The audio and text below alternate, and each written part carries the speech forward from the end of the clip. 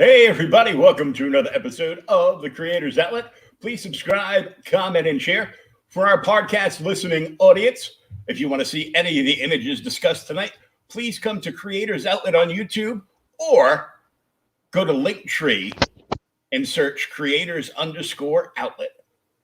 And now we'd like to introduce our special guest tonight. Introduce yourself, sir. Hey guys, my name is Stefan Velez, otherwise known as Owasi V, and I am the creator and writer of the VeilWalker, currently live on Indiegogo. Indiegogo. So let's go back in time a little bit prior to this. And what was the first time you fell in love with comic books? First time I fell in love with comic books, like absolutely in love, was a toss-up between my first time seeing Spawn and Blade. I can't recall which one of the two was the one who did it, but it was one of those two characters. Blade was it probably, because he was so cool, you know. But yeah, I would say that was the first time I fell in love with comic books, is seeing those characters, and I didn't even know they were comic book characters at the time. I just fell in love with them, and in turn, that led me to comic books. And there's a lot of people that don't realize certain movies are comic books. I didn't realize the Bulletproof Monk was a comic. When I watched it, I go, "Hey, see that movie, Bulletproof Monk? It was pretty cool." It's a comic. Damn. To this day, I didn't know it was a comic. Thank you for the information, trivia. You know. Yeah, I think it was put out either by IDW or Dark Horse. I think it was Dark Horse. And yeah, it was pretty cool. So it got moved from, random like action movie shelf to the illustrious comic book shelf for safekeeping, of course. Right. But there's lots of things like that. I got excited earlier today because the casting director for the Blade trilogy sent me a friend request on Facebook. Really now? The original Blade trilogy. Yeah, I go, well, maybe they need a crippled fat guy to kill in the next Blade movie. I'm like, hey, if you show up, let me know. I'll definitely go and support. But yeah, no, that Blade 1 and 2 were absolutely amazing. I think they were like the real launching point for superhero movies. If I'm not mistaken, Blade came out before Spider-Man did, right? Yeah. The original Sam Raimi Spider-Man. Yep, the Blade was the very first movie, which got me a little peeved when they were doing all the PR for Black Panther, which was amazing. But when they started saying that Chadwick Boseman is the first African American superhero, the fuck he was.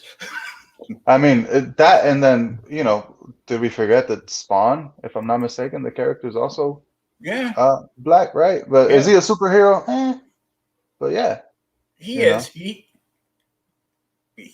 He killed one of those. He killed the clown thing. That was one of those things that we can't say on YouTube because we will get banned. Because protect the guilty at all times. Of course. But yeah, no. I mean, I don't watch movies because of, all these boxes are checked for Hollywood now. Actually, when I hear that we've checked all these boxes, I go, yeah, I'm not going to watch that. Yeah, it seems like they were checking boxes first. Yeah, stop checking boxes and just make a good movie. I know you don't know how to. I know they don't know how to do that now. It's like we're gonna do a remake. Oh, another one. It's so lazy, and their excuses. Well, we have a built-in audience for it. I go, no, you don't, because what they do is they announce the remake, and they get all their social media PR and word going through all.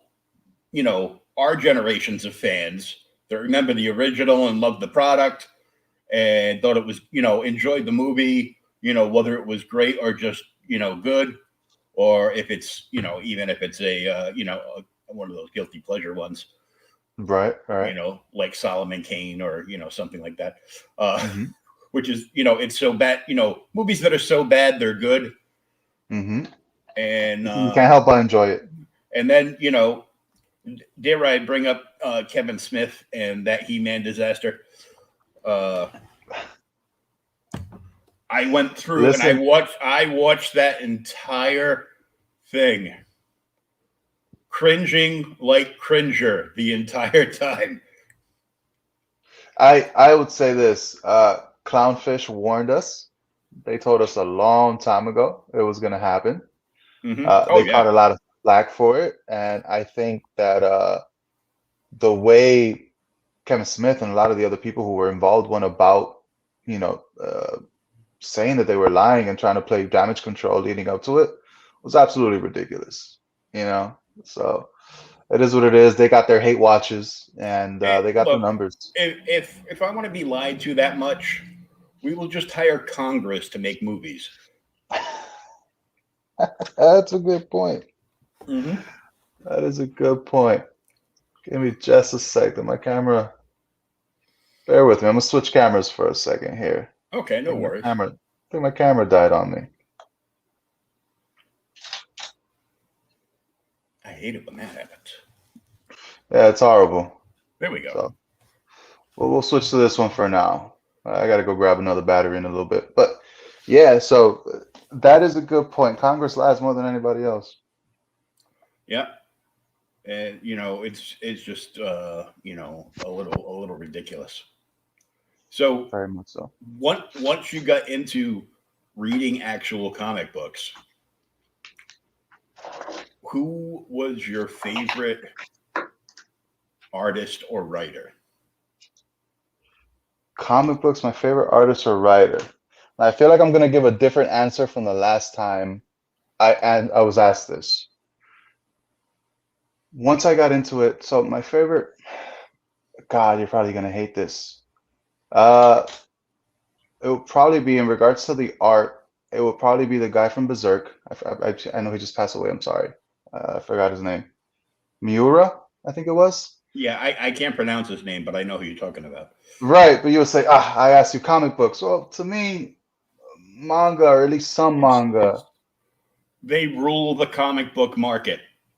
Right. And then for me it's been a while for that. And I'll tell you why. When I wanted to get into comic books and I would constantly ask some of my friends, hey, where do we start? Where do you think a good starting point would be for me? They would just throw their hands up and they're like, just pick a reboot and go from there, right? Or pick some of the trades, or maybe go with some of those Elseworld stories. But when it came to the manga and I would ask, hey, where do I start here? It's simple, man. Just start at number one. Just start at number one and go from there. So I've Hmm. done a lot more reading of manga. I'm not sure if you could tell by the shelf behind me. I've read a lot more manga than I have comics, but the comics that I have read are some of the classics. But yeah, I would say my favorite writer is Miura, if I'm not mistaken. And then I'm sorry, my favorite artist, and then my favorite writer is Junji Ito, because of just his little horror stories and what he builds up to. I think they're exceptional. I mean, he's mastered the page flip, right? And he's also a pretty damn good artist as well. So that's my answer. I know I cheated. I'm sorry. You did, but I actually own some Weebery. Uh, I bought two just because I liked the covers. Years and years ago, my LCS, they had put out some original classic Star Trek uh, manga books, Okay. and I think they did like 5 or 6 of them in total, and I've got I think the first two, And you got the but first two. he had them on sale like 2 for $5, and he had two in number one, two in number two, so I bought them all. I kept the set, and I gave a set to a friend of mine who's a Star Trek fan. Uh, I have I had another one that I got in one of those subscription boxes, Okay. and then the other day I just got in the hardcover of Captain Harlock: The Classics, Volume 1. Really? All right. Hardcover guy, huh? I love the hardcovers because I got the soft covers they warp too easy. two hardcovers back there actually. Lock and Key, the first hardcover Nice. set that came out for that, and then I have the hardcover for The Killing Joke, which was one of the first comic books I actually purchased myself and read. To my mother's dismay, she absolutely hated it. But you know, it is what it is. She's like, "Why is there a naked man in here?" And I'm like, "Hey, man, it's part of the story. It's great storytelling." Yeah. Because Ma, I have a secret to tell you, and If you couldn't tell by the bisexual lighting behind me, so oh look, track lighting. so yeah, no, it's comic books for me. Yeah, I'm a very picky reader when it comes to comic books themselves and just reading in general. What I don't want to do is pick up and be influenced by some of the bad stuff. So I don't even hate read anything. Oh, this is horrible. Cool. I'm not gonna touch it. I don't want it to influence my writing style. I don't want it to influence any ideas that I might have. So I just read the classics, the surefire things, and kind of go from there. So if you have any recommendations, shoot them my way on Twitter. Oh, I get lots of recommendations.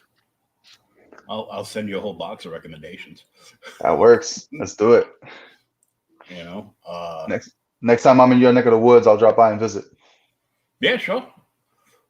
Come and hang out. We'll have some coffee, and you could probably spend a good 6 hours just going through boxes. That works. I like the sound of that. You So know, yeah, so let me turn the tables on you. When did you fall in love with comics? 1974. You know the year. Oh man. I was 4 years old. Uh, I fell in love with the '66 Batman TV show Okay. and Scooby Doo, but Okay. that's when I became enthralled with Cesar Romero as the Joker. With the painted over mustache and everything. Yep, I have action figures of Caesar. I have banks of Caesar, statues of Caesar, and they all have the Hail painted Caesar. mushroom. And I'm like, "Hail Caesar!" I'm like, I go, "This is awesome! It's like a $15 little Batman bank with Cesar Romero on it. He's got and you can see the grooves for the mustache." I was just gonna ask you, in the little action figures and whatnot, did they draw in like the Yeah, mustache? they sculpted the mustache underneath and just painted the white face over it, That is awesome.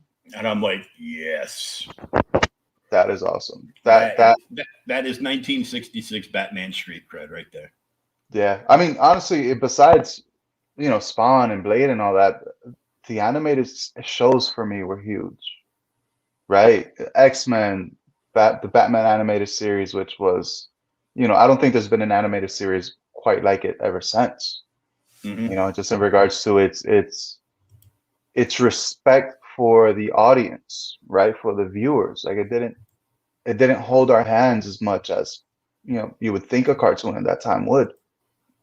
So that Spider-Man and the X-Men crossovers, and yeah, to me, I have a fond uh, and huge love for the early and mid '90s just because of all that. And I wish we were getting more cartoons like it. Honestly, I would still be watching cartoons to this day if we still had something like the Batman animated series.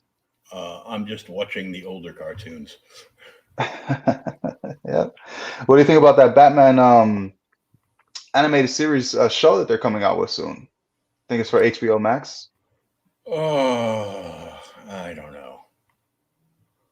Did you see the costume design? No, I haven't looked at it yet. In truth, I am probably terrified to look at it, just because. It honestly looks like, if I'm not mistaken, like the '80s Batman, where the cowl had the really long, whatever, horns you want to call them, or ears, whatever you The want to call them, ears, yeah. the ears. So he had kind of the really long horns, and it kind of looks like that animated series, just the costumes a bit different. So I'll give it a chance. Again, it's one of my first loves in comic books and just in TV in general. So I'll see if they don't mess it up. Yeah, I'm hoping they don't mess it up, but I don't have much faith in them. I'm worried. It's like, well, they shouldn't mess it up, and I'm like, yeah, but is it gonna be Batman, or are they going to go, all DC and push their agenda on it? Be like, well, here's Batman, and today he's going to fight Galactus. Yeah, and then Um, here's a couple gender swaps, couple race swaps, and one of yeah, these characters is going to be yeah. The MCU has been slowly transforming into the MGU. So don't blame me, people. That was a meme I saw today. The Um, MGU. the MGU, yeah. I'm gonna stop sharing that for a second because I actually keep a picture of my very first comic. Nice. Detective 447. Wow. Do you still have it? I still have it. Wow. See, the issue with me is, man, my mother would throw everything out. Everything. I remember, this is super weird with me. I used to have a bunch of Pokemon cards, had some holographics, had a Charizard. And Mm-hmm. mind you, this is back, 96, 97, back when these cards were readily available, those first prints and whatnot. And yeah, a few years later, she either gave them to one of my cousins in Puerto Rico or just threw them out. So, Mom, you owe me a small fortune for throwing away my stuff. Well, I sold all my comics when I was a kid so I could get more money to buy more comics. Except that one. That one stayed because it was the first. It was the first comic. It wasn't the first comic that my mother bought me. It was the first comic I bought with my own money. Nice. So this was 76. Uh, I used to I used to go through, like, the daily comic strips in the paper and get excited when it was Sunday because that way I could see, you know, Spider Man and a couple of the other peanuts and stuff like that in color. And if I wasn't being a rotten kid that week, and my mother had enough change from you know the newspaper and whatever she had to pick up at the pharmacy, Right. I could get a comic.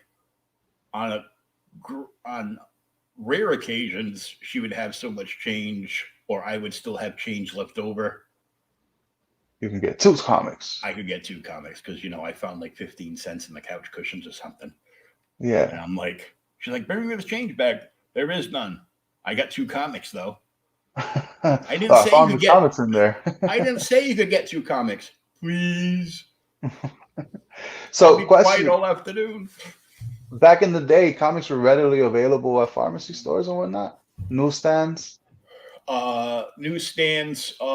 Where in. I grew up in Warwick, so I was like 7 minutes from TF Green Airport. Okay. I lived on a dead end street in Warwick, off of Warwick Ave, over by Pilgrim High School, and there was a pharmacy there called Merlin's Pharmacy. This is before, like, Walgreens and CVS Took put over the every mom world. and put you know put every mom and pop pharmacy out of business. Right. And they used to have spinner racks in the middle of the store, and I would buy my comics there. And my friends lived further up the main street in a higher area, and they would go to this other pharmacy called Ben Franklin's, which was like closer to their house, and they'd get books there. And looking back, you know I'm a little miffed because I mean my friend Chris has like 5 copies of Luke Cage #1 that he bought off the shelf for like 35-40 cents. Oh wow. Uh, you know, all these key FF books from from back in the 70s and early 80s that he just bought off the shelf for like cover price. So he's got like 3 or 4 copies of everything, and the better ones are graded. But this is my first comic. I actually have 2 copies now. Showcase 73, which is the first appearance of the Creeper, and I have a handful of his original comic book run. It was a short run, like Joker's run. Okay. And yes, I do have multiple copies of all those Joker issues. Nice. You're sitting on a small comic book fortune there, man. Not really. They're not in, Not that valuable. some of them are worth a few bucks, but they're not like, crazy expensive or anything. Yeah. I was hearing someone was talking about there's some guys coming in and dropping hundreds of thousands of dollars into comic books, original art, original prints, and stuff like that. Oh yeah. And apparently they're using it as not money laundering, but like as money storage or whatnot. They're jacking up some prices. Did I hear incorrectly? The speculator market is always pulling stuff like that. I see. I really am not a fan of any of those people. I bet A, not. a lot of that stuff is a double-edged sword. You'll get enough of the speculator shows and groups will. I think they almost have like this private cabal in the back room, and they're like, okay, we're gonna talk about this book, and we're gonna, it's a minor key, but we're gonna talk it up, and that way we can sell all the copies that we have in the back room. Okay, and next thing you know, It's like what people are doing with stocks, huh? Stocks and these bitcoins, they talk it up, get somebody to talk it up mhm, for them, and yeah, all of a sudden they're dumping before anybody realized what they were doing. yeah. I mean, I dumped a whole bunch of Marvel keys to a friend of mine, and I'm sure he's keeping a few, and the rest he's going to part out because he just started doing shows. But he is a true comic book lover. He's filling up uh, his runs. I think he just I think he's got like 3 issues to have a full run of Daredevil Volume 1. He's got like a full run of the original Johnny Blaze Ghost Rider run, and a whole bunch. He's got a very impressive collection. I bet. He Uh, sounds like he does. I wish and I could say the same. yeah, I know, right? Be like, well, I can sell these, and I can just put out all my books now. Basically, right?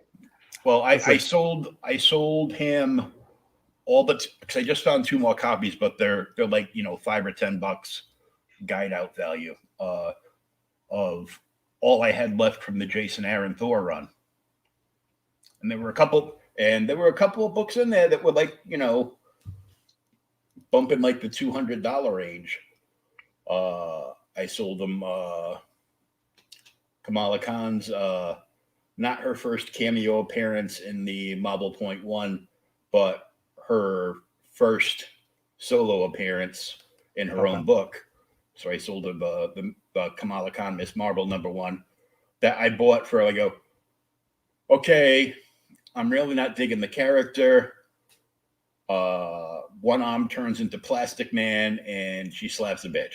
Okay, I don't get the appeal. I don't like it, and Right. so that, and a couple other things, and I took that money and I paid off some stuff that I needed to take care of for bills, and I had just enough left over to completely back the global frequency campaign for Mavericks on Indiegogo.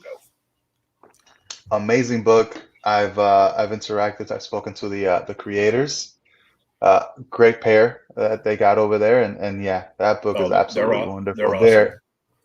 The package that they put together, that full tier perk is something else. It's something for me to aspire to as I start developing the VeilWalker and start getting some other things out there. But yeah, what the things you get for what was it? Their top tier was what, like $150? One of their Yeah. top tiers. Well, they put out a poll to a bunch of people, and they asked people, what is the most money that you would spend on a campaign if you went all in? And it was right around $200. Yep. And yeah, that's what I spent. Well, Yep. $220 with shipping, but so I basically traded comics to get for comics. better comics. Yep. Isn't that how it bigger is? comics, because that book is huge. Yes. I've seen it. They've and shown. It's just I've become really good interweb friends with Neff and Freak Girl, and Garrett not so much, because Garrett got mad at everybody busting his chops, so he will not do live streams anymore. But I love his art. It's great. And so I bought that box, and then I was bouncing streams last night, and they were doing their pseudo closeout show on Red Valkyrie. And they started with like 19 hours left, and it was like the last big push for the Indiegogo. Right. And they were like at 23K. And they added up, because they have a Kickstarter going as well. Yep. And that's got, I think, 2 weeks left, like 7 to 10 days, something like that. But Psy added up, and between what Kickstarter has now and what IG had last night at the time of the show, they were over 27K. That's awesome. And this is their first book, right? This is their first book ever. Yep. And they did the math, and they converted 90% of their email signups. Wow. Ain't that something? 90%. They did the opposite of what everybody else does. Everybody else gets like 10, 15%. That's kind of where I'm sitting at, yeah.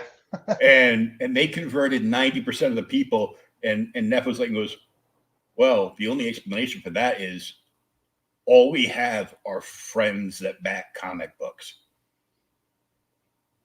There it is. They did their homework and such a good job. I mean, I was sitting, technically I was sitting because I'm in a wheelchair. And I would go to my LCS, and I've been going there since I was 15. Right. I'm 52 in 2 months. You're still a young whippersnapper. In some things, you get me to a bar with Guinness on tap, yeah. I'll drink like I think I'm 20. You're a spring chicken.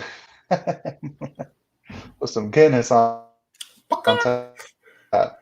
But yeah, I was just like, I fell in love with the project before they even released it, and I looked, and the more I saw, I'm like, I'm just still wondering how they're going to fit. I just want to know how big that box actually is. There is going to be 6 books in there, because you get the regular book and the 5 variant covers. You get a metal double-sided print for every single one of those variant covers. And now there's 12 secret perk mission briefing prints. I mean, you're getting a lot of bang for your buck. Plus Plus the dog tags and everything. And of course, yes, I did buy the merch tier as well. Nice. So I just wanted to say, thank you for reminding me, because I said I was going to back them and I hadn't. Guys, if you're watching, I am backer 323 on Indiegogo. So their campaign has a few hours left. I'm gonna buzz Neff after we're done. While I'm uploading this to the podcast platform, and I'm gonna be like, go back and watch my show for tonight. I converted a backer. Yes, you did. Live on air. Live on air, which is no better way than to have a segue for a sponsor for a few more hours.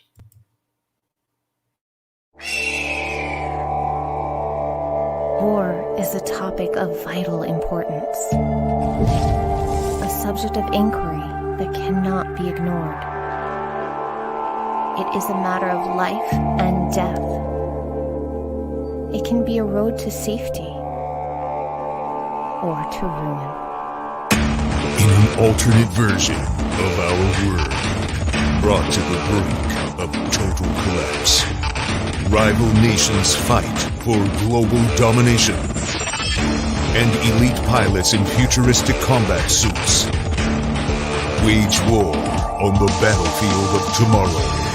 Now, 6 brave soldiers on a seemingly routine rescue mission will encounter more than they bargained for and uncover a dangerous secret that could change their world if they live long enough to see it.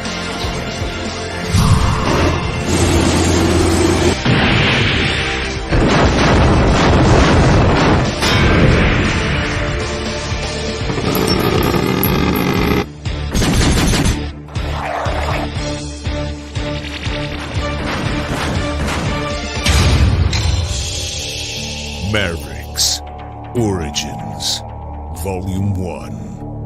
Now on Indiegogo. For a few more hours. 6 to be exact. That's awesome. 6 more hours. Yeah, I'm excited for that. I bought the merch tier, like as much as I wanted, like the little figure, in the lunchbox and the tumbler and the mat. And well, I wanted it all, but I bought the merch tier specifically for that 16 gig flash drive that has all this background information to give you context into the world build and psychological meaning behind a bunch of the characters. Okay. So that probably has about another 8 hours of reading material on it. Man, they honestly went all in with this. They went completely nuts. I think because they're adding the money together from Kickstarter and Indiegogo for releasing of the stretch goals. There's a good chance when they're done, they're going to release like 27 stretch goals. That's a lot. That's a lot of stretch goals. I'm going to get one ginormous box, double box. Probably going to be 2 boxes, one with the books and all that stuff, all the books and the prints and the the tin stuff and all that stuff. And then the other one's going to be all the stretch goals. And then there'll be a 3rd box that'll have the merch tier stuff in it. And I'm going to be like, oh. And I will definitely have to have them on for when I get it and open it and be like, dude, can you guys make me 15 minutes so I can just open this stuff in front of you so you can see how excited I am? And that if after I read it, the book sucks, I'm going to drive to Connecticut and kick your ass. After this investment I made. No, Yeah. I mean you're gonna be like a kid on Christmas, man, opening a present in front of your parents. I'm going to be like, if this isn't good, I'm going to need to speak to your manager. Don't be a Karen, Joker. Don't be a Karen now. Oh, man. I got in so much trouble last night because Shay cosplayed as one of the characters in the book, like she always does. Right. And it was a very short crop wig. It was very Karenish. You call Shay a Karen? Yeah. I waited. Side did it first, so. Okay. At least you weren't the first. You know, I know Side's got a Karen pass, but you know, it's all good. Now we want to talk to the meat and potatoes. The VeilWalker #1. Yes, sir. Yeah. 319%.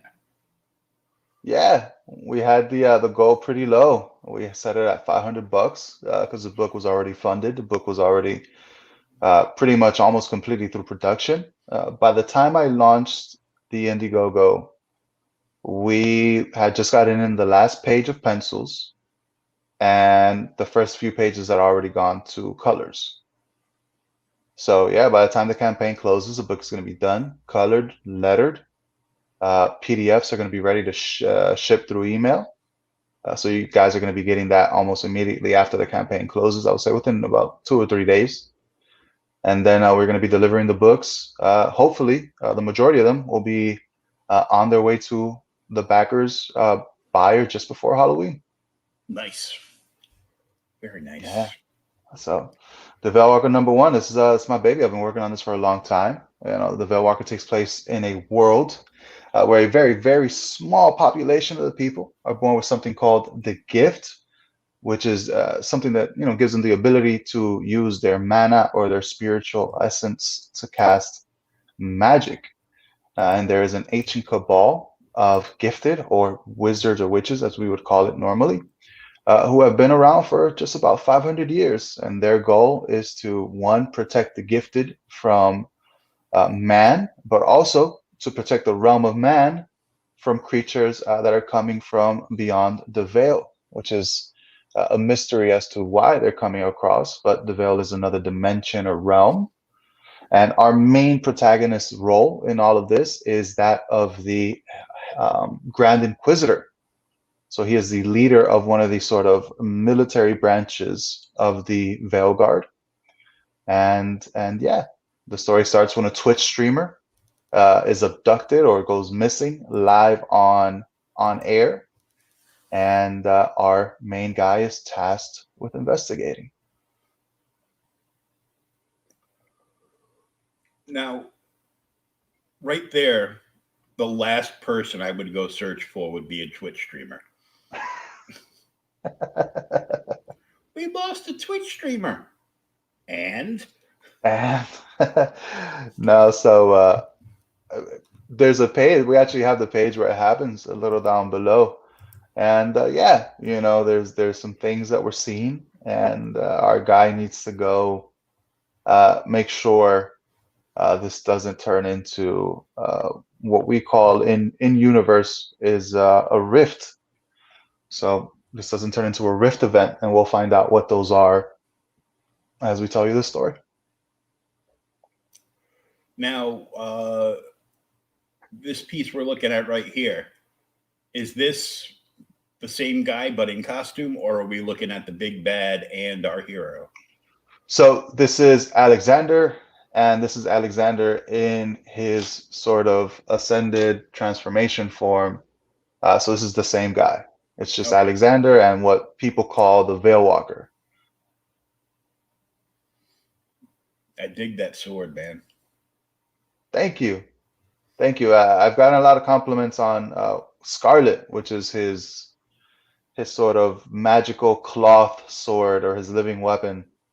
yeah, so we're going to be doing a lot with that, and it's very dynamic, very fluid, and we hope it really shows in the pages.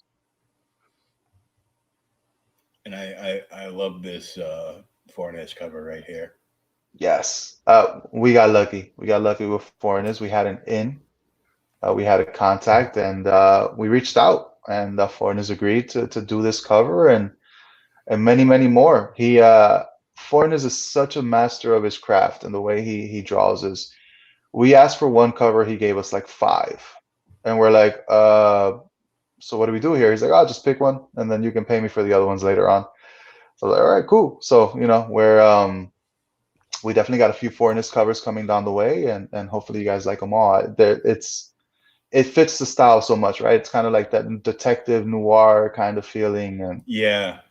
yeah. So I really dig it, and I actually have the holofoil version here. If I can find it, here it is. So I actually have the Fornes holofoil version. Oh, that's sweet. Yeah. The And good my thing about address, and my address is. it'll be on the way, and the good thing is this is just a sort of kind of toss up back cover, but our back covers are going to be holofoil as well. Just making sure people know that. But yeah, these are pretty snazzy. I like them. I like the flip of like the negative space and an in and out. Mm-hmm. Yeah, it's great contrasting, and honestly, it works. It fits kind of our logo. Our logo is just white and red, and usually on a black surface. So it fits our logo. It fits the theme, and yeah, it's a great cover. We had to have it when we saw it.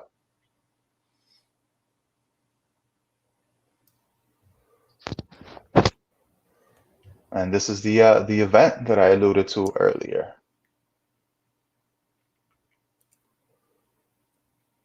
Twitch streamer, no socks. Oh, come on, let him go. Let him go. Guard the veil, but let him go. I wear no-show socks myself. Oh, here we go. These young kids with their fancy no-show socks. Yeah, no, I wear no-show socks myself, so we thought it would be weird that the socks look kind of weird, so we actually got rid of them. But yeah, I'm pretty proud of the art. I'm pretty happy with everything that's going on. So good. Hey, this bottom panel, that guy looks kind of like me. Minus the beard. Yeah, those are actually those are some backers that came over from not Facebook, from Kickstarter. We ran a Be in the Comic Book in Kickstarter when we had that, and those are three of our backers from Kickstarter. That's cool. Yeah, get themselves in the book. Yes, sir. Yeah, so hopefully for issue 2 we have some space, and we're gonna get some more Indiegogo backers in there. Nice. Right. And there's a poster that shall not be named behind them. We were gonna make a reference to one of our other characters, another story that we're writing. But we just decided to go with that. And honestly, I looked at the last bubble layout that we have. I'm pretty sure it's gonna get covered up anyways with a bubble. So, but yeah, there's a homage while we can. I love these pencils though.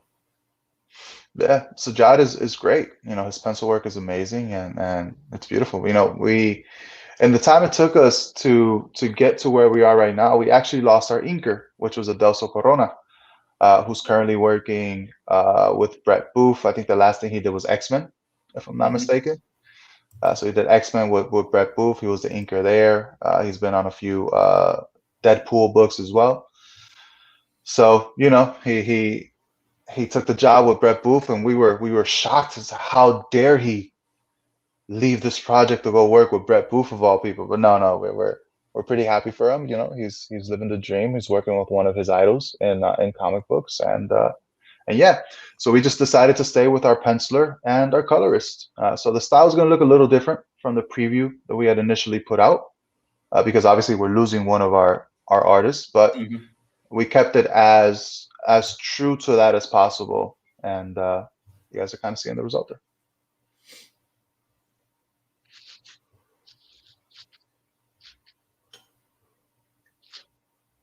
The sword and the umbrella.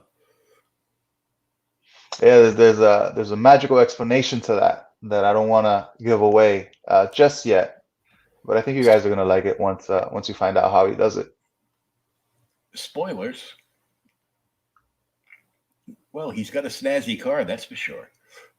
Yeah, that's just, I'll tell you right now. I'm very upfront. That's a rental. He doesn't own it. He's not a local to the area where this is taking place, so that's just a rental. That's just a rental. VeilWalkers don't get paid that much. They don't. Actually, he's pretty well off, but for other reasons.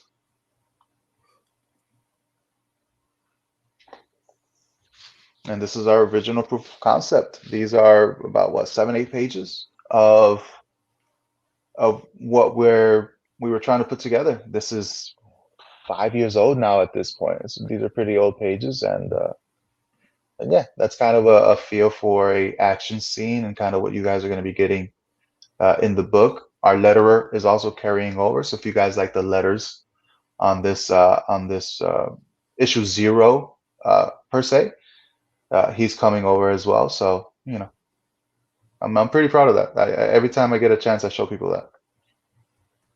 Yeah, so when you go to the campaign page, take your time and actually read the sample pages down the bottom, because this is a prelude to the actual book, right? This is kind of like a digital 0. Yeah, so what it actually was is this was part of a 90-page script that I had put together for this sort of first volume. And we had taken a sort of section of that script and done it up completely so we can get a feel for it and whatnot. And we took this to Kickstarter way back in the day, back in 2018. I reached out to some people on Indiegogo to see if I can get some mentorship there. No one bit, so we ended up going to Kickstarter back in that time. But honestly, when you have a 90-something page book, a $55,000 goal just to get the book done in regards to the art, yeah, we didn't hit goal and we didn't fund. So we actually took that, or these pages from that, and we put it out as sort of our marketing material, as a preview, as a free snag for the people to pique their interest, and it worked. And in the last panel is his living weapon sword as well as his actual sword. Yes. Yeah. So yeah, I've gotten a lot of questions on how it happens, and right there in that panel just above, he actually pulls out his pocket square because that's where he keeps it, and then he turns it into a sword. Oh man, So. I could use one of them. Yeah, one thing I wanted to explain is, like, how does a guy who travels as much as he does carry around his weapons, right? Because he needs to carry around the sword and all that. And we sort of came up with, what if the weapon isn't made out of metal, right? What if it's just a pocket square? And from there, we started developing the concept and the idea for Scarlet, and there she is. She has her own history, and hopefully we can show you guys how Alexander, or the VeilWalker, it came into his possession. Yeah, because that would be a lot easier getting through metal detectors at the airport. Mm-hmm. Yeah, for someone who travels as much as he does, yeah, that's a necessity. And there's some lore and setup and why you went with Indiegogo. And there's some videos down here showing off the holofoil covers. Yeah, they don't have any audio, so they're good to play. They really show off the holofoil better than I could on the stream. So that's the main hollow foil cover. And then just below it is the Fornes hollow foil cover. Nice. Like, great. That's our team. That's our lovely team right there.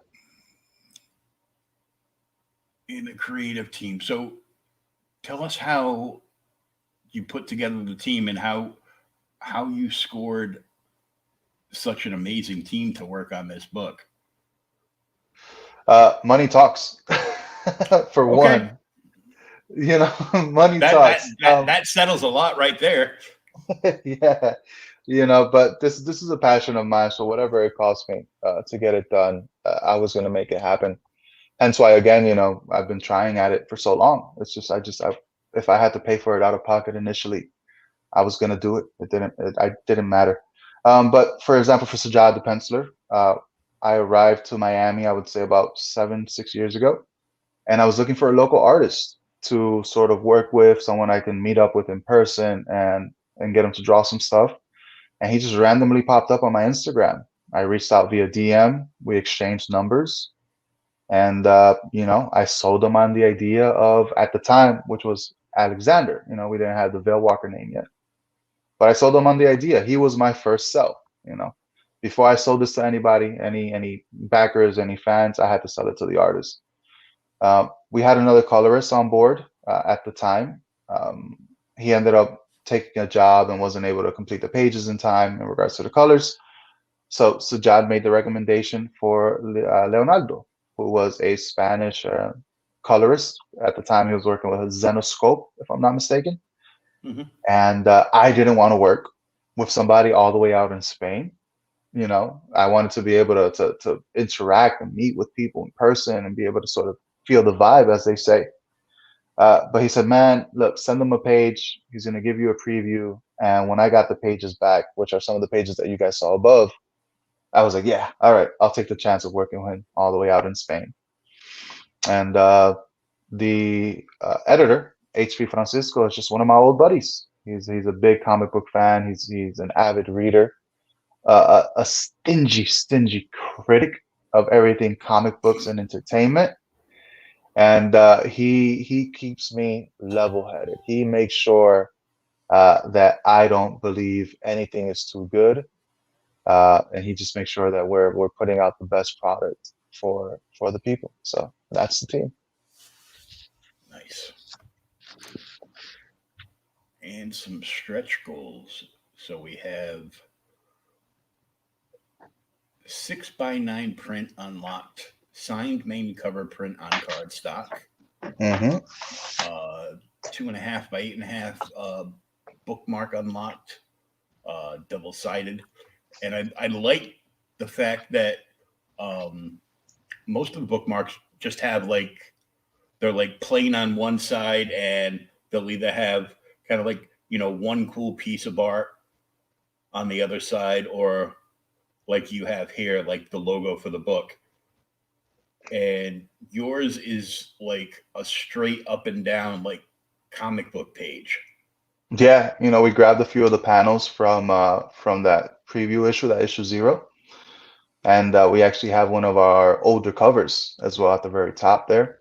So yeah, you know, how do I translate the feel of a comic book onto a bookmark? And we kind of just did that, you know. And I didn't want to leave the back plain for you guys. I personally would have been bothered if I backed something in the back of a bookmark doesn't have anything on it, you know.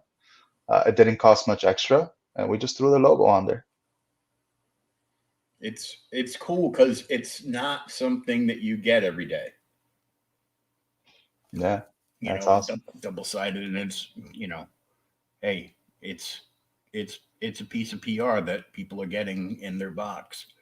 Yeah, and it's pretty solid. Actually, I have a version of it right here. I can even show you. This is these are it. They're pretty big too. Oh, nice. And it's bigger than my face. And then here's the back.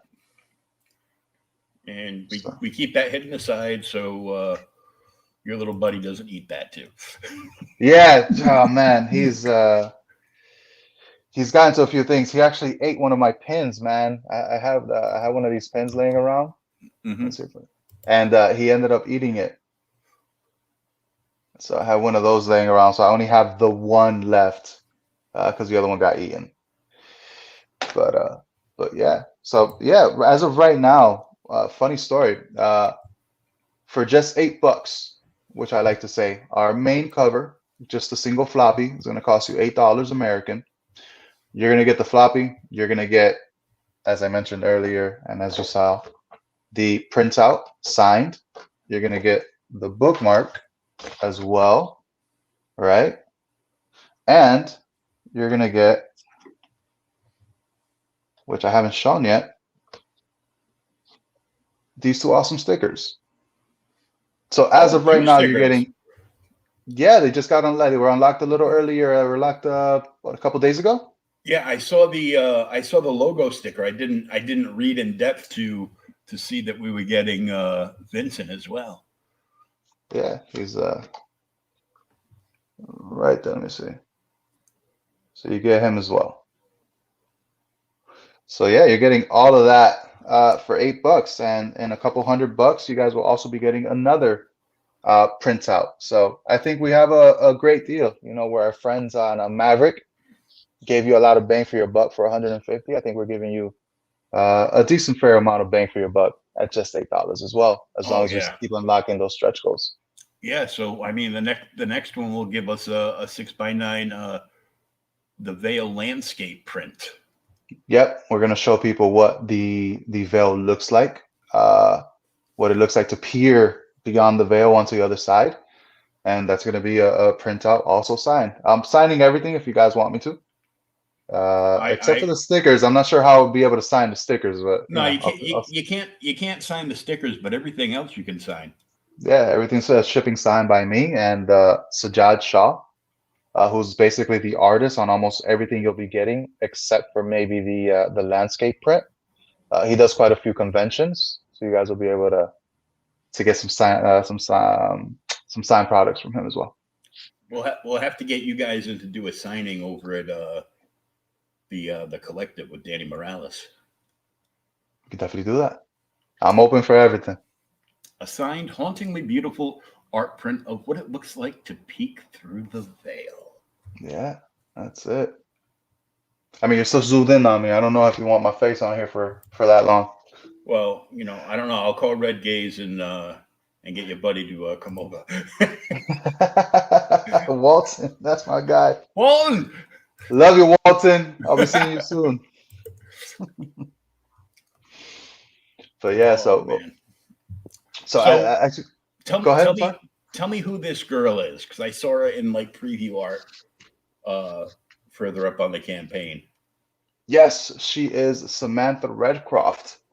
She's actually one of Alexander's proteges. Cool. And she's a bit of a badass. You know, we wanted to bring sexy back for everyone, not just men, but also the women. You know, Alexander's a typical 90s sexy masculine superhero. You know, I can say that. And Samantha is a sexy female character, and I think there's one key thing you need to do when you're trying to promote and when you're trying to entice people, and that's being cool and sexy. So I think all these characters are just that. So what you're looking at there, actually, if you go a little further down, there's a blow up of it. Just a little further down, and one more. There she is. Big one.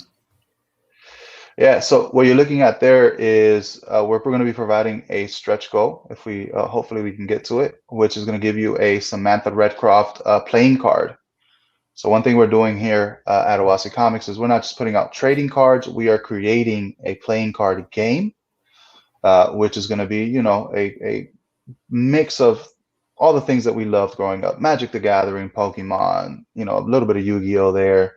We're including dice rolls for criticals and defense and attack. So we're putting the game together, and we are putting out an open invitation to all of the indie comic creators that if you guys want to go ahead and create your own playing cards for your campaigns, you just got to run it by us. Let us know. We'll give you the layouts. We'll give you the rules, and you guys can create some cards for your campaigns and hopefully when we start having these indie conventions, we can set up some games.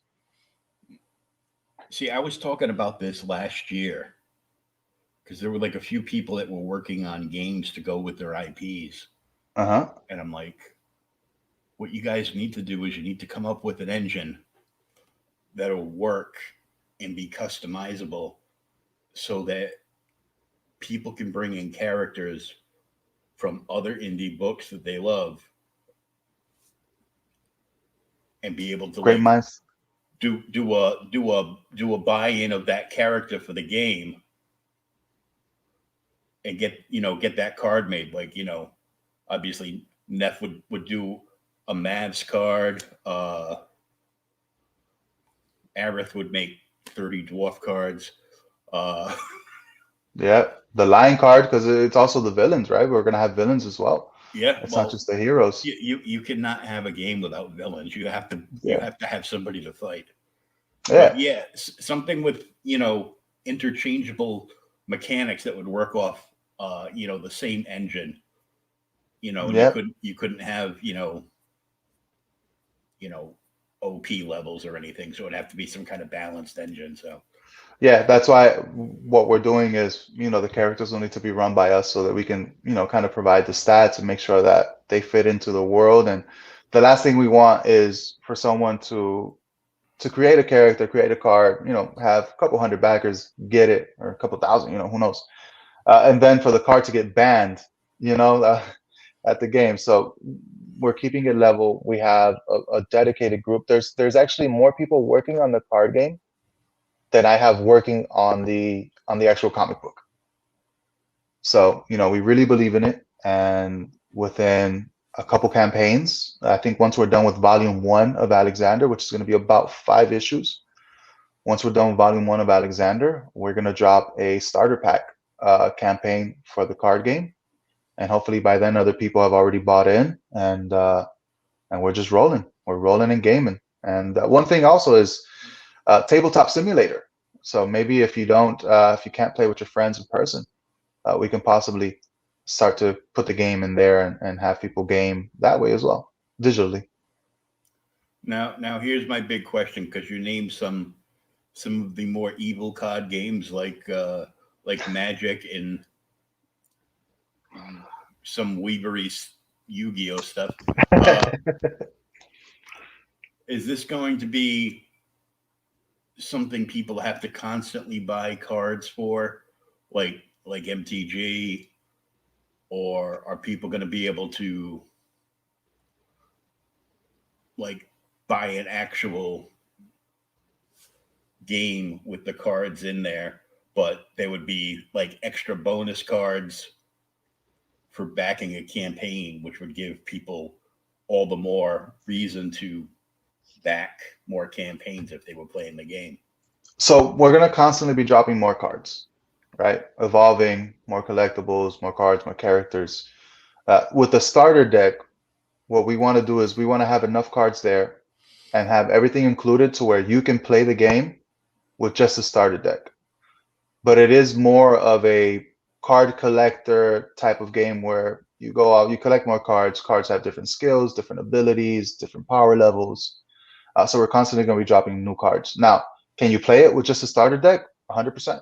You don't need to get anything else other than that once we do end up dropping it. But there will be more collectible cards dropping constantly. You can play with the starter deck. Mm-hmm. You will also get your ass whipped with the starter deck if everybody has those other cards. I would say we're balancing it pretty well. And it's going to go down to skill. And again, we also have the dice roll that's going to be part of the game and whatnot for criticals and stuff like that. That's good. I'm always good for a crit fail. So we're working on it. We hope that the game is fully developed by the time that the campaign closes. We're still ironing out a lot of things, but the cards are done, right? The cards, the layout, things like that, that's all done. We're just ironing out all the rules because I want to try and include the rules with the cards, because we also have some cards that are included in one of the tiers, which are the VeilWalker and the Alexander cards. So we're working on all that. We're just chugging along, man. Yeah, Infantile Chronicles is like that too. Oh, is it? Chris Fisk, who did that, he spent 3 hours on last Monday night with me. His story is basically all written. Okay. Been working on this for 30 years. Oof. The game's all done. They spent 8 years play testing the game. Chris worked in game development until he got out of that toxic environment, as he called it. And well, Yeah. he's pretty much right. And then he went to do, other things and put his skills to work doing bigger and better things. And now he just wanted to get this out. And he's doing something like you are with that special pack, except for he's the first arc for him is 10 books. And every book you can get with a set of cards. So you have collector's cards, and there's one card in the first one which makes you want to have to buy the first one because it's an art. It's not like Dungeons and Dragons, but it is with the RPG stuff. But Right. There's dice rolls, there's cards, and of course there'd be dragons. And There'd be there's dragons. one secretive card that lets you read and speak to dragons. I like that. With the first book. I would love to see how he implements that into the game. That's pretty cool. But he started doing this. He started writing this when he was a teenager. So he's got it all. He's got it all set up, and he paid to have it funded out of his pocket, like you did for this. Right. So it's one of those things where if he can get enough funding, he can do the next book, and then if he has enough to do book 2, he'll make book 2 right away. Right. And then the next campaign will be for book 3. Yeah. Same thing here. A lot of these funds are going towards book 2. I actually already commissioned 3 pages from book 2. Nice. Because we are considering potentially including some of them in the back of book 1, so that people can kind of get a preview or work in progress of what's coming for book 2. And yeah, I plan on launching the campaign for book 2 relatively quickly. Again, my goal is to ship and have most of these books out by Halloween, because I want to launch book 2 on Halloween Day. Yeah, because you're going through, because it takes like a few days for all the funds to clear. Mm-hmm. And you get people like me that forget and they put it on the wrong card, and they have to switch cards, or they wait until Indiegogo or Kickstarter says, well, he has 2 cards here, let's try the other one. Right. And once the funds have all cleared and everybody's paid, you're going to do the mass mail for the digital. Yep, digital goes out first, and then your files go to the printer, and you're all done.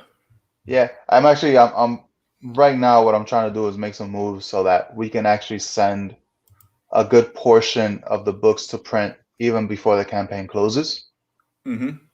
So I'm stacking my bread, saving my cheddar, so that once we're close to the end of the campaign and we kind of understand where we're gonna be at, I'll send some books to print so we can get a good portion of them out as soon as the funds hit and we can start moving. Very cool.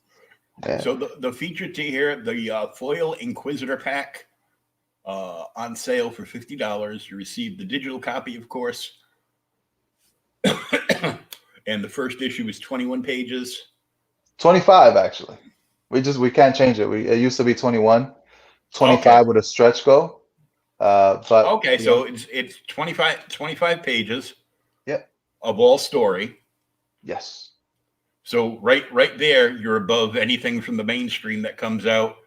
It's like, yeah, it's 24 pages. Yeah, 6 pages of in-house ads and outhouse ads and Yeah. I think the book as a whole, as it sits right now, it's 25 pages of story, and we have like 4 pages of additional stuff that we're throwing in there. And then that it excludes, right? That doesn't include like the inside cover and the inside back cover. So okay. there's, it's going to be like a 32, 34 page book, or 30, it's 32, 36. So it's going to be somewhere around there. 32 sounds good. Yeah. With So all the add-ons and stuff. you're going to get the PDF. You're going to get the Fornus foil cover, dual playing cards, the VeilGuard insignia pin, and the issue 1 main foil. Yes, sir. Digital Yeah. two foil covers. So I'll tell you this. 2 cards and a collector VeilWalker pin for $50. Yeah, I'll tell you this. The foil covers, I had a couple people tell me you're crazy if you're only going to put them up for $25 each. And then they told me I was crazier for letting people buy both of the foil covers together and then including the playing cards and the pin and no additional cost, which is basically what that package is. Each foil cover is $25, and then the cards and the pin are included in the package at pretty much no extra cost. Now, the cards, are they game cards or just trading cards? They're going to be the game cards as well. Game cards. Oh, yeah. So these cards are no longer going to be available. At least these versions of these characters, after this campaign closes, are no longer going to be available. So the cards that we're going to have on our campaigns are going to be limited supply. So you're going to roll in there looking like an absolute, and I know you hate this, but an absolute Yu-Gi-Oh master with your super rare card to these battles if you back these campaigns early, because we're not doing any reprints of those cards. They're going to be real limited.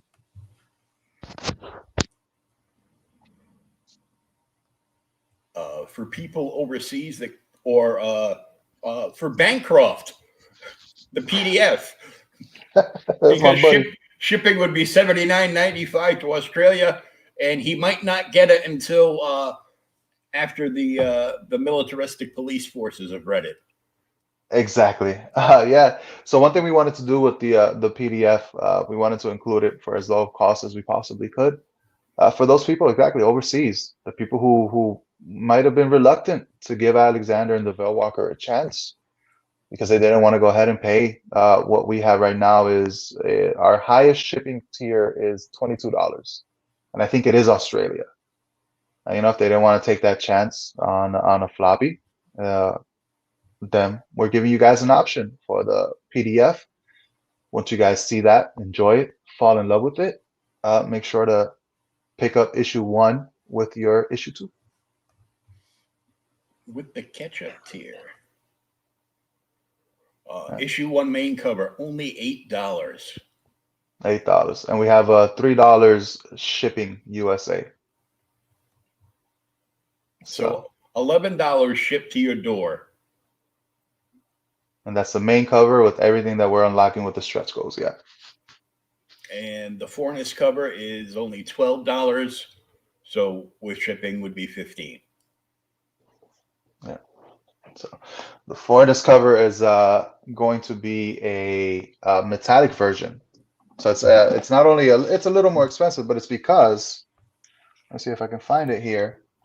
It's not hollow. If you can zoom in on me here, it's not hollow, and I'm not sure how good it sees through, but it's like a metallic pearl.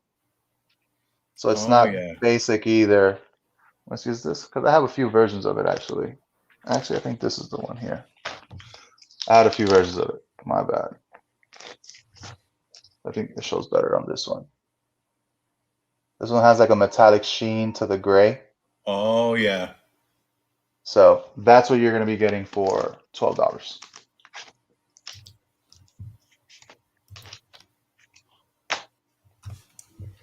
And the foil covers are $25 each. Yep. Or, of course, instead of buying one of each of the foil covers independently, just get the tier up top. You're going to pay the same amount, plus you're going to get 2 playing cards and the pin. Yep. And as I showed you guys the pen earlier, that's the one that Kiwi chewed on. Kiwi, by the way, is my corgi. And then there is the Veil Guard pack, which is the just the normal non-foil covers. Yes, the Is, regular non-foil covers. The regular non-foil covers, both cards and the pin for 30. But you know you want the shiny ones. Oh, those foil covers are absolutely amazing. They look great in a frame as well. I actually have it framed up behind me. And for those art lovers, the main cover original art is still available. I will say this. 2,500. I will say this. I wanted to put that main cover up there for 10 grand. And I'll tell you why. You're like, huh, who drew this? So Ja drew it, but I'll tell you why I wanted to put it up for that much. I do not want to sell it. I honestly believe that that's a piece of history, or it's going to be a piece of history in the future. I believe so. I believe the VeilWalker is going to be amazing. I put blood, sweat, and tears into it. I've made sacrifices to make this book happen. Mm-hmm. And I think it's going to blow up. I think it's going to be very popular. And can you imagine having the original art for a #1 of a comic book? So I would much rather give that to my children's children than somebody else give it to their children's children. So, but if someone does want to buy it, I will make that sacrifice because you will be unlocking basically 2.5 tiers for people. So if someone were to buy that right now, we would literally unlock 3 more tiers of their stretch goals. Yeah, that would be. If one person wants to crush Stefan's dream of him framing up the original artwork and putting it way out of reach of his corgi, feel free, because it will advance the next book. It would practically fund a large portion of the next book. And actually, I have it's blurry, so you guys can't see it. Let me see. Let me move my finger. I have the cover for issue 2 right there. There. That's the cover for issue 2. And I'm gonna leave it blurry. I don't want you guys to see it just yet. But spoilers. But it's hanging up there in case that doesn't sell either. So here, I'll give you guys a little glimpse of it. You can kind of see it there, but no more. Back to me. So, I plan on holding on to both of these covers, but if you guys want to be an absolute Chad and basically fund issue 2 and go ahead and unlock 3 stretch goals for everyone else, I'll make that sacrifice. Mm-hmm. And of course, they would if somebody buys that, they're gonna want everybody to sign that cover. Really, it would just be me and Sajad. I wrote it, designed the character. Sajad drew it. When we went to colors, there was no inking process. Our colorist just colored over the beautiful, beautiful pencils. And yeah, but anybody who's involved in the book, yeah, obviously everybody will be able to sign it. It's I'm looking at it right now, and I'm considering buying it myself. I mean, it's I don't want to get rid of it, but you got to do what you got to do to fund these books, man. I've been saving up, and I'm going to buy the cover off myself so I can almost completely fund the next book and keep this. Yes. It'll be well worth it in the future. Oh, yeah, for sure. So, I mean, you got some great tiers, dude. Thank you. $50 for 2 foil books, 2 playing cards, and a pen, or $30 for 2 non-shiny books. Yeah. 2 playing cards in the pen. Yeah, I wanted to keep it simple. I mean, I didn't want a billion, covers, and I didn't want to have to deal with T-shirts or hoodies or all that. I know a lot of people want to do that, but my major goal with this campaign is just to get it to as many people as possible. for as cheap as possible while funding the next book. Because again, I want to launch it on October 31st, and I want to have that book done and shipping the latest by January. Well, I mean, t-shirts, hoodies, coffee cups, blankets, all that, all that stuff. You just make a merch store and just, design your products out, and you just put a link for that on, in a secondary link on your Twitter or whatever, and be like, here's our merch store, here's our IGG, go for it. Yeah, we actually have a merch store up on our website right now. Needs an updating, but we have some t-shirts and some hoodies up there. Actually, this one that I'm wearing right now is up there. I'll tell you the story behind the saying, right? Read comics, not gossip. So I mentioned earlier, we were having a conversation earlier, how comic books used to be readily available at pharmacies. Mm-hmm. And a lot of people misunderstand the quote. They're like, oh man, gossips sell. Gossip sells comic books. Gossiping gets you guys recognized and noticed. And I understand that, it's part of the business. But what I mean by read gossip, not comics is the checkout aisle at every supermarket and every pharmacy is just littered with gossip magazines. Oh yeah, all the Inquirers and Star Magazine and all that stuff. Yeah, all that. And I just wish that we could have a section right next to the candy that had a few comic books, right? Like that's what that aisle was made for. It was specifically designed to have these little kids begging their mom at the checkout line for this candy bar. Like, can you imagine if we actually had a few comic books up there, for $3 at the most? Oh, mom, I'd like this drawing. That's what I mean by read comics, not gossip. I wish we can get these back in readily available stores so that more people can have it. But I it remember might seem like a pipe when I dream. was a teenager, I used to work at Stop and Shop, and they used to have a spinner rack just to the outside of the lane of like the express lane on the far right when you're facing out in the store. Right. And nobody bought anything from there. Half the stuff would be damaged after day one because all the parents that were standing in line waiting to get out of there would send their kids, go look at the books, go look at the comics right there. And they would just sit there and read the comics for free. And, once a kid reads a comic, it's like, that's it. Gotta seal it. You gotta seal them. Put it back. It wouldn't stop them.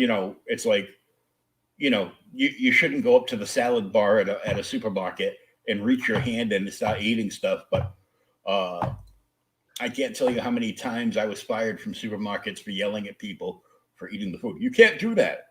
Can't do what? They're stealing. Yeah, I'm stopping them from stealing the food, I go, they're letting their little kids put their grubby little mitts in the food, just reaching in like this, grabbing stuff. And I'm like, dude. Yeah, it's pretty bad. You can't say anything. They'll sue us. Oh, really? That was... And that's when I was a teenager. And then, my response, my teenage response is, they're what, going to try to sue the store for stealing, and you have them on camera. I go, if they want to sue somebody, when they start screaming at me, I'll knock them the fuck out, and then they can sue somebody. I ain't got shit, so they won't get shit, but, They'll get a thank you for participating trophy nowadays. Yeah. Take your participation trophy, shine that son of a bitch up sideways, and stick it straight up your candy ass. Who used to say that? It was Steve Austin, huh? Mm-hmm. That was my guy, man. Wrestling back in the day. Ooh. Oh, it used to be so good. I grew up with the Attitude Era initially. That's when I first started watching. Right around the time The Rock was part of the Nation of Domination. I remember watching it live when Roddy Piper cracked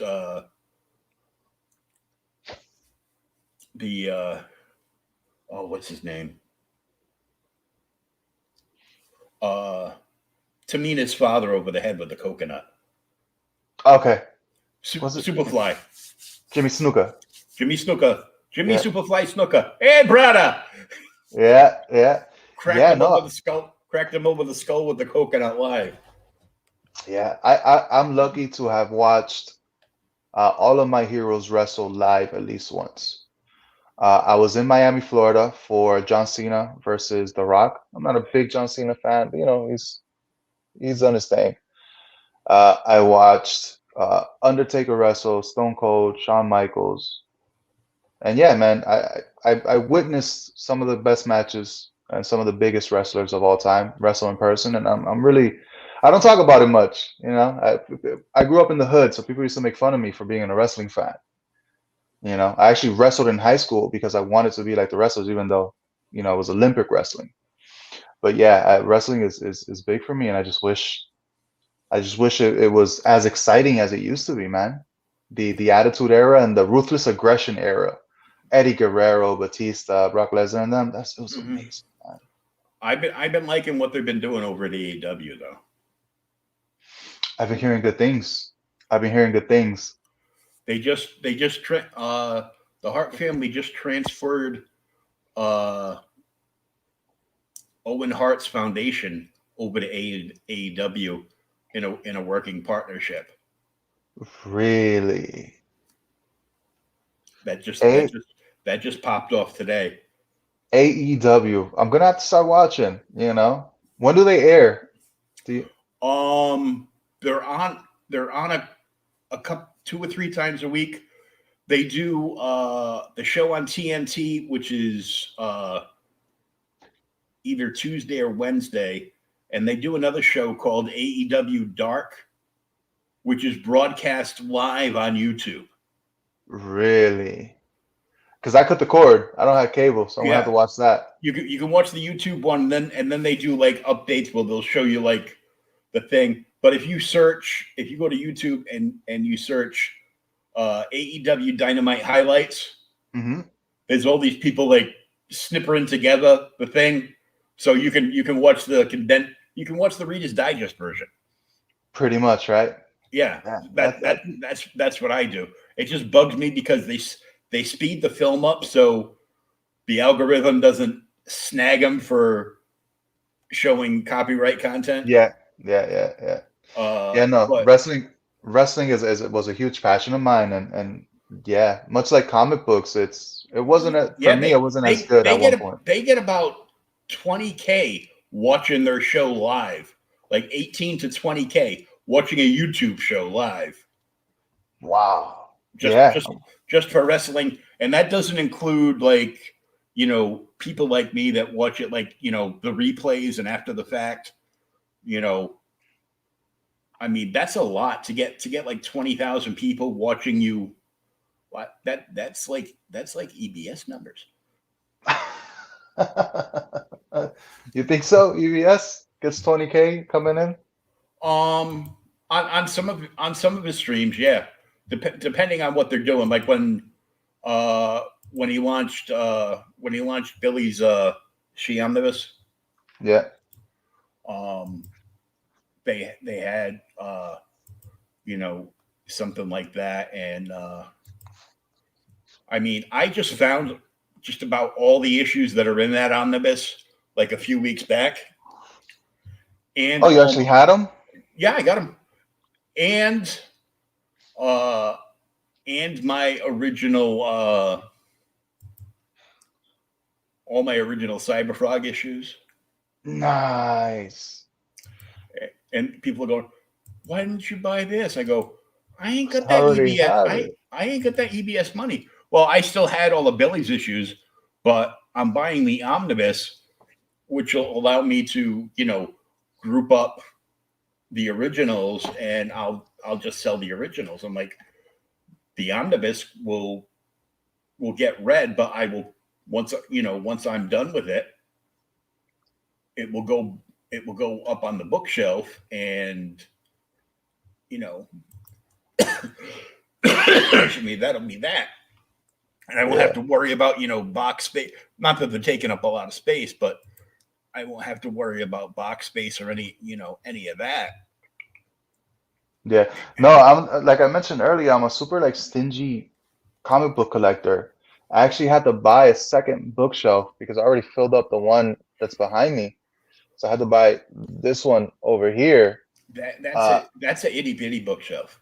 it's tiny. It's tiny. Again, I don't have much space here. I had I had 5 6 foot uh bookshelves, the black ones. I'm like, those will look cool. And like, 2 months in, I'm like, fuck, they look cool and dusty. This one used to be black. I painted it white so it could stand out because I actually painted the wall gray not too long ago. So I had to go back and paint the bookshelf. But yeah, no, I collect, but I'm very stingent. Even with like manga. If you look back there, I have like 2 or 3 series: Vagabond, Berserk, uh, Ghost in the Shell. So I don't have much back Oh, there. But I love the original Ghost in the Shell. the movie? The books too. Oh, you had the books? Yeah. No, Yeah, I I recently. used to buy the floppies of that. What else did they have? I can't remember. I think it was Image that published them way back in the day. Wasteland and Dark Minds and stuff like that. Okay. And Those don't ring a bell. But yeah, the actual the Ghost in the Shell that I have, if I'm not mistaken, I've read it halfway through. I'm halfway through it. I don't know if I have the first volume or if I have the whole thing. People were making fun of me the other day. They're like, "How have you read half of it and you don't know if you have the whole series or just the first volume?" I gotta read the description again. But yeah, it's pretty cool. I'm not sure if you've seen this one. Let me grab it. Give me a sec. oh, cool. Hey guys, make sure you jump on this. The link is in the chat as well as the. So this is the one I got. Let me just get rid of that. Super hardcover here. Oh, that's beautiful, man. Yeah. So there's the back. And this is I mean this book is awesome. I mean, I'm here's a random page I just jumped to and just look how nice that is. Let me back up. There you go. Yeah, my favorite, dare I say, my favorite Weebery is Lone Wolf and Cub. That's good. That's good. That is pretty good. But also I have another recommendation here. Akira. For anybody who saw the movie and was not satisfied, I have grab the book. 5 copies of the movie, Okay. one of which was a digital download. Okay. Well, not a digital download, but the company that just does like the content lease thing. Mm-hmm. I go $5. I don't know where my copy is. I've got like the 4K. I've got the first one I bought was the metal box version, and I think most of the original Marvel Prestige issues of the book. Of Akira? Yeah, I didn't know Marvel put them out. Marvel put they were square. They were like narrow, square bound prestige. They called them prestige because they were square bound opposed to just stapled through. Okay. And yeah, and I also found a stapled through. I think it's like a 48-page. The Art of Akira. Really? Oh yeah, You're gonna Here I have to am be on my own camera. Admitting my weebery. What the hell? Listen, weaves are cool. Weaves are cool. Let's put this. Let's put it like this. Would you rather admit that you are a fan of modern mainstream comic books or manga? Manga. I just Right. don't want to be. Because him and I have both do YouTube shows. I don't want to be referred to as Black Rose B Rose 2.0. Listen, if anybody's B Rose 2.0, it would be me. I draw a lot of influence from the manga storytelling. One thing and I'm pretty sure people have realized, I hated all the reboots. I hated the Oh complexity. yeah, I You know, hated the fact that what they were doing was feeding into the egos of, Marvel's super talent that, well, I don't want to take over from them. I need my own series. I'm self-important. Right. My name is Donnie Cates. Right. Give him the bird. Oh, I have, if I type in hashtag the letter I on my phone, this phrase automatically comes up. I hates the Cates. I even post that on his Twitter. I don't think that's going to get you where you think it's going to get you. I'm like, I don't think writing the same story with different characters is going to get you where you think it's going to get you. Yeah. But, since we've been weaving out a little bit here at the end of the stream, let's give us back some street cred.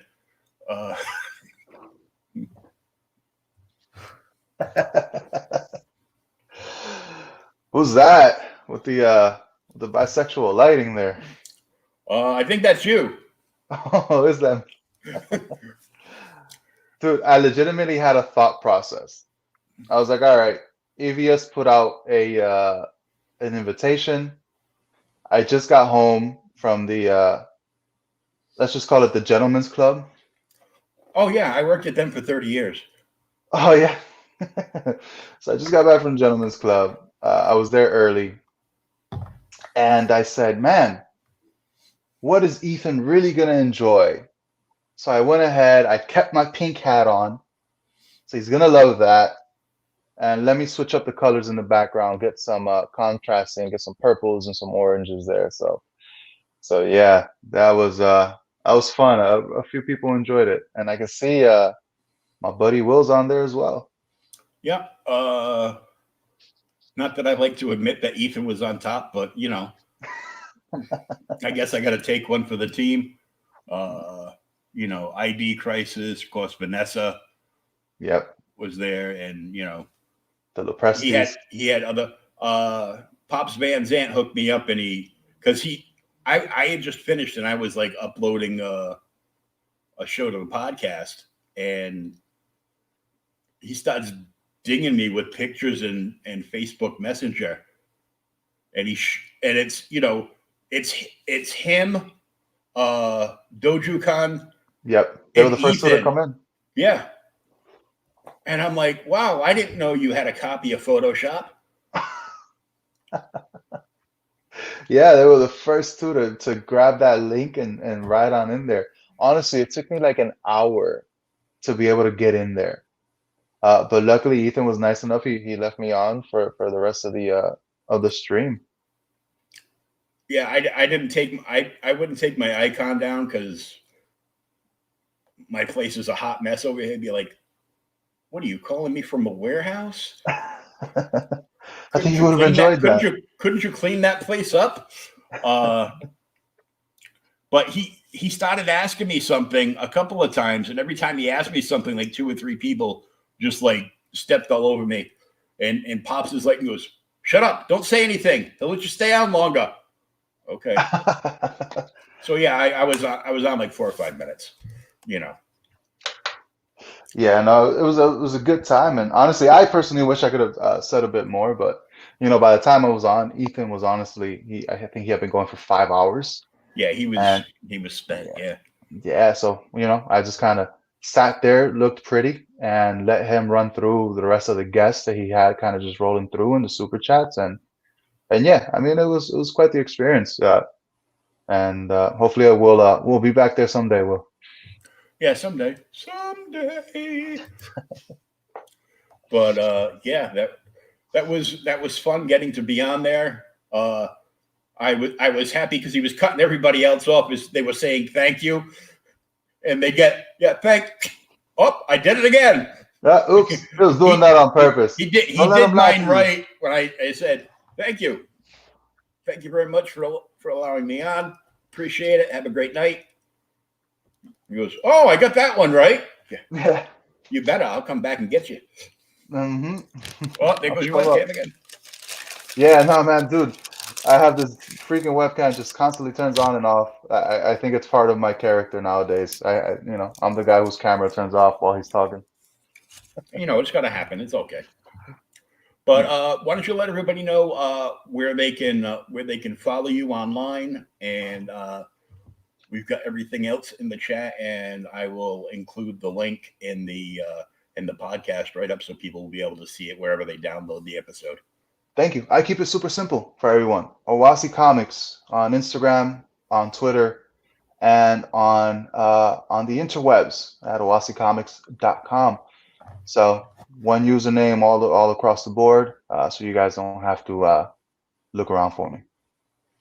And if they use the website, there's links on there to get to everywhere, right? There should be, and if there isn't, let me know. I'll make it happen. We'll find out. Well, dude, I want to thank you so much for coming on. The book looks amazing. Thank you, Will. No, I really appreciate you having me on. I wish you all the luck. I'll let you. Sorry for cutting you off. I actually wanted to. I just remembered something that you asked me to do. Retailer package, right? Yeah. Well, that's coming up. We're gonna include that in just a little bit. We're trying to get the best price for kind of what we're going to include, how many particular issues for how much. So that should be up within a few days. Cool. Yeah, let me know when that hits, and I will be sure to bring it to notice of a couple of stores. And of course, like I said, Danny Morales is one of the employees over at the Collective, and he's in charge of like all the indie stuff over there. Yeah. So anything like that, we like to bring to his attention. They love having in-store signings, and I know Jonathan Hendricks and Brian Silverbacks have gone in there.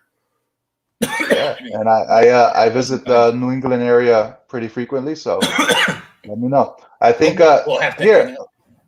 Yeah, let me know. What do you think? 5 and 5, 5 main cover, 5 4-inch covers in a package.